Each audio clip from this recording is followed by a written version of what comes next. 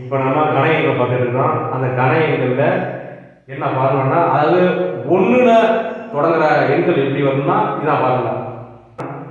1 P P square P Q, 2 P 2 P square இதான் பார்க்கலாம்.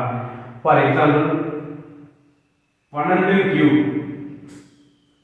இது எப்படி எழுதலாம்னா இது ஏ இது பி. இப்போ பாருங்க 1 2 2 square 2 Q, 2 into 2 2 into 2 square.